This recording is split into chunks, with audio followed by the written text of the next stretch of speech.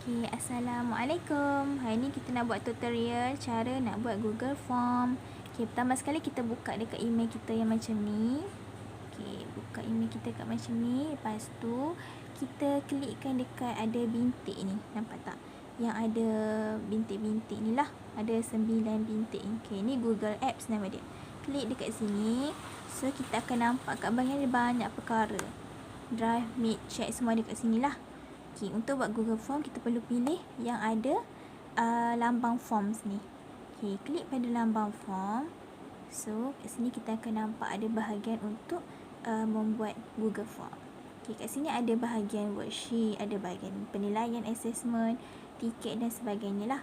Okay, biasanya kita akan pilih blank ataupun blank quiz. Okay, pertama sekali kita tunjuk blank lah. Kalau blank kita boleh pilih untuk berbagai benda. Okay, pilih untuk blank. Blank ni maksudnya kotak kosong. Okay, kat sini untitled form. So, contohnya dekat sini kita nak buat tajuk tajuk apa tajuk bahasa Arab lah. Bahasa Arab tahun 3. Okay, tahun 3 kan. Okay, so kat sini kita dah save dah tajuk dia. Okay, ni pun sama, tajuk kat sini adalah sama kat sini. Kita just klik je. So, dia akan automatic ada. Okay, lepas tu form description ni contoh kita nak tulis Assalamualaikum semua tu, dan kita cakap soal apa ni, selamat menjawab apa benda lah penerangan kita semua tu. Okay, dah siap semua ni. Seterusnya kita tengok pula untitled question. Okay, kat sini kita nak mulakan soalan. Okay, sebelum kita nak mulakan soalan, okay, kita try dulu buat satu soalan baru kita boleh faham apa function butang-butang dekat sini. Okay, soalan pertama contohnya kita nak tanya buah dalam bahasa Arab contoh. Okay, buah dalam bahasa Arab. Okay, lepas tu okay, dekat sini okay, ni gambar, image. So, kita boleh klik kat sini. Sama ada kita nak guna gambar ke, kita nak bagi budak macam seronok jawab, kita boleh klik. Sama ada kita ambil dekat browse kita, iaitu dekat dalam file, kamera daripada laptop ni ada butang kamera kat atas tu, ataupun link, ataupun foto yang kita simpan, ataupun Google Drive. Macam selalunya kita akan ambil kat Google Image je, senang. Dan kita cuma search, contoh kita nak buah anggur. Okay, kita search anggur and then dia akan keluar lah contoh-contoh. So, kat sini kita klikkan buah anggur betul. Insert. Okay, so ada gambar. Kalau nak ada gambar, kalau tak nak, kita ada masalah. Okay, dekat gambar ni pula kita boleh kecil ataupun besarkan. Ni terlampau besar ya, jadi kita boleh kecilkan saiz gambar ni lah. Okay, lepas tu okay, untuk sini multiple choice pula, ni adalah pilihan macam mana murid nak jawab soalan. Sama ada dia nak jawab short answer. Contoh okay, contoh kat sini short answer kita tengok kat atas ni sepatutnya biasa orang akan buat nama tau. So, kat sini kita boleh tambah dekat sini add question. Okay, add question, kita boleh tambah macam-macam lah, import question. Okay, dekat sini contoh short answer kita nak tulis buah dalam bahasa Arab. So, jawapan dia pendek dan murid hanya perlu tulis buah dalam bahasa Arab apa? Type al-fawakih. Contoh kat sini jawapan. So, murid kena jawab jawapan subjektif. Okay, kat sini juga ada long paragraph. Paragraf ni contoh macam soalan-soalan berbentuk karangan, jawapannya panjang. Okay. Dan seterusnya kat sini juga ada multiple choice ni. Multiple choice ni contoh A, B, C, D. So, kat sini kita boleh tulis lah apa buah apa, anggur ke, orange ke. Okay, orange. Okay, yang kedua B apa, macam tu. Itu multiple choice.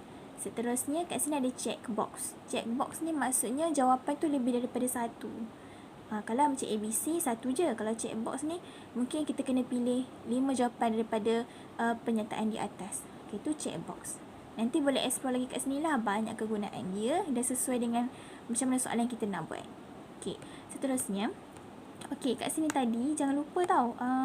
Kita biasa akan tulis nama penuh dulu. So, kat sini kita boleh tambah add question. Okay, add question ni maksudnya kita tambah yang baru, soalan baru.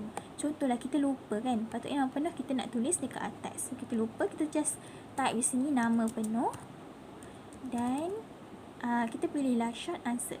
So sini tulis nama budak ni lah, tulis nama mereka sendiri. Dan fungsi kat sini, kalau kita tak nak, kita boleh pergi kat tong sampah.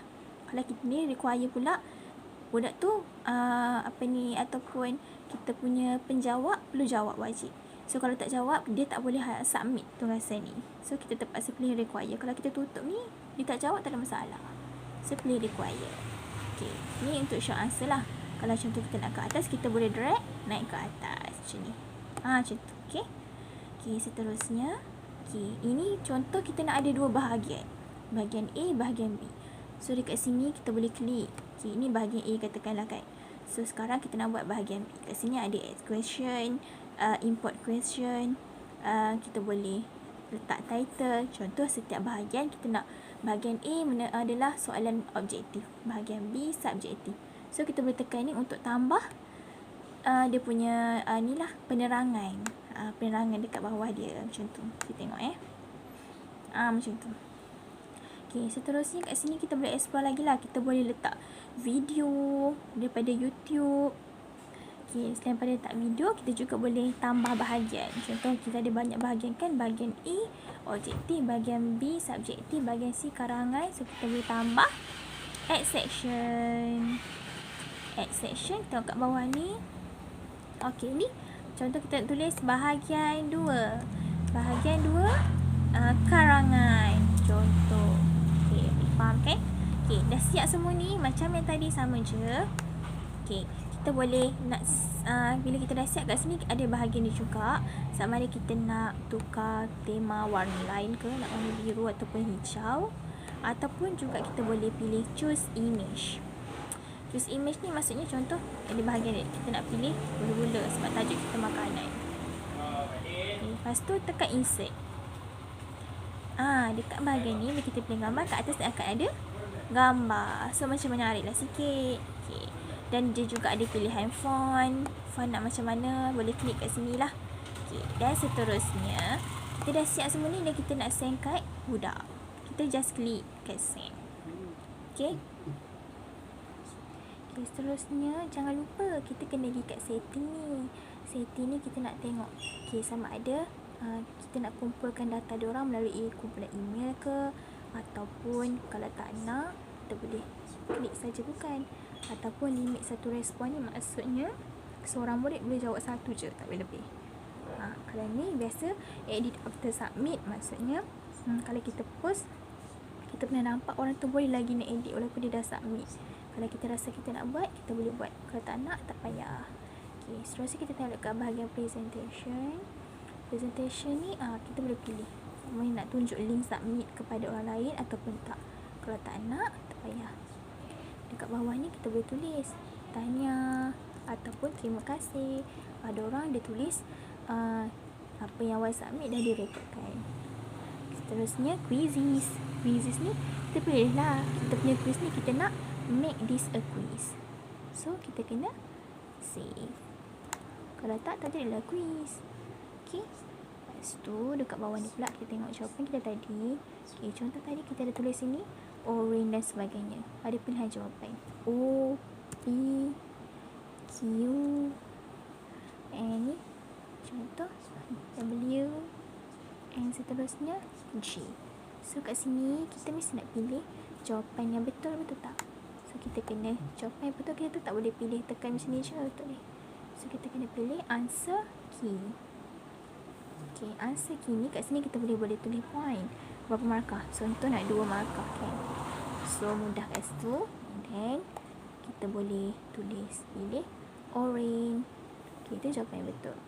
Answer feedback ni pula kita boleh bagi tahu jawapan dia. Kalau contoh dia jawab betul, kita boleh tulis tahniah. Kalau salah, cuba lagi. So dia akan dapat jawapan ni bila dia jawab salah.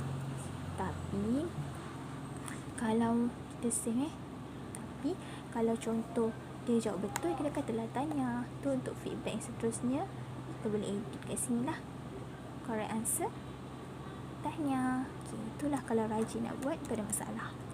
So kita just save. Okay, itu sahaja.